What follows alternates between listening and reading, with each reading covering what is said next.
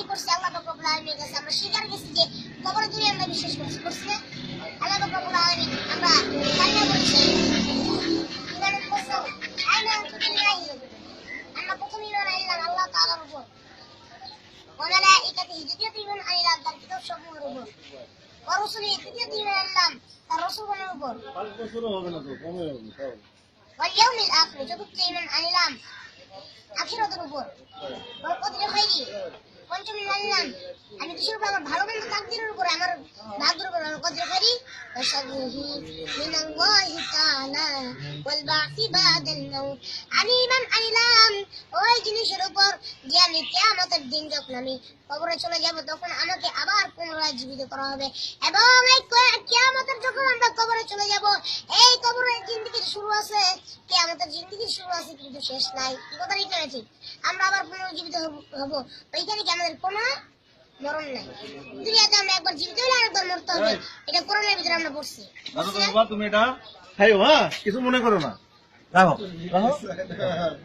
আমরা কোরআনের ভিতরে তো পড়ছি যে কুল্লু নাফসিন যায়িকাতুল মাউত আমরা কি করছি যে ব্যক্তি দুনিয়ার ভিতরে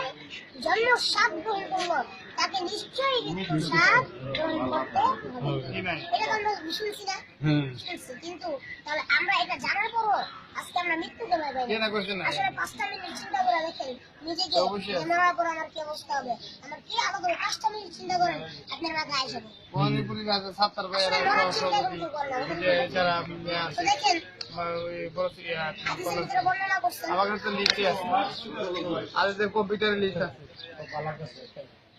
হাদিসের ভিতরে বর্ণনা করছেন আদের কম্পিউটারে লিখে আছে তুমি লিখতে নিয়ে মহিলার কথা বলতেছে হাদিসের ভিতরে যে একটা মহিলা ছিল মহিলা কিছু কবরের ভিতরে মারা গেছে মারা যাওয়ার পরে তো এক ব্যক্তি কবরস্থানের সামনে দিয়ে আসতেছে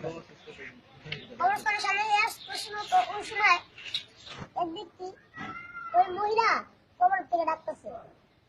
মহিলা কবর থেকে ডাকতেছে মানুষ মারা গেছে কবর থেকে ওর মানুষ ডাকতে কেন তো ডাকতেছে আমি কবরের ভিতরে আছি আমি কি করি না মারা গেলে আমাকে কেউ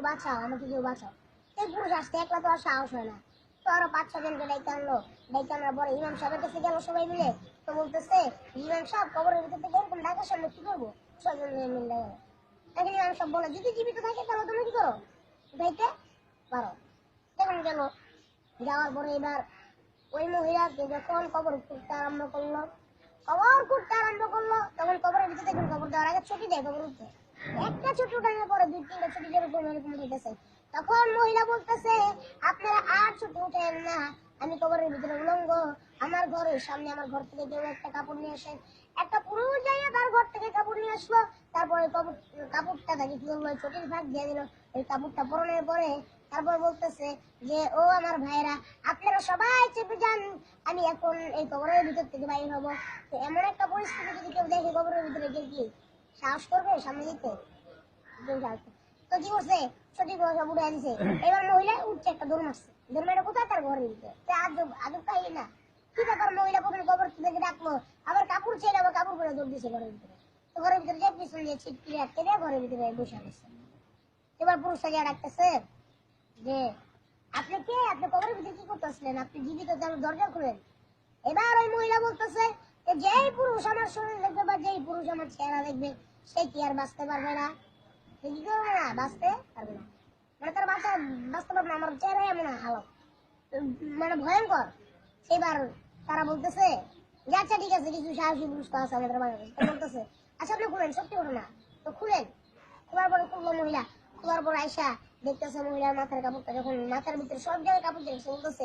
সব জায়গায় কেন কাপড় দিয়ে রেখেছে মাথাটা যখন রয়েছে দেখে মাথার ভিতরে কিছু শুধু কঙ্কাল শুধু এই হাড্ডি গুলা দেখা যায় এবার মহিলাকে জিজ্ঞেস করতেছে আপনার কেন এই অবস্থা তখন মহিলা বলতেছে যে আমি দুনিয়ার ভিতরে আমি মুরব্বীদের কথা মানি নাই আমি এইরকম ভাবে চুল ছেড়ে দিয়ে রাস্তা করে হেঁটেছি কত পুরুষে দেখেছে এই কারণে ফেরেশতারা তো আমার চুল টেনে টেনে উঠিয়ে ফেলেছে এবং চুলের সাথে মাংস উঠিয়ে ফেলেছে আপনার হাত পা করে রেখে আছে মুখ কেন রেখে আছে মুখে রেখে মুখে কিছু না মুখে শুধু হাত দিলে শুধু কঙ্কাল বলছে আপনার মুখের এই অবস্থা কেন বলতেছে আমি ছোটের ভিতরে কত লিপস্টিক দিছি মুখের ভিতরে আমি কত পাউডার মেখেছি সাদা হওয়ার জন্য পুরুষেরা এইগুলো দেখেছি আমি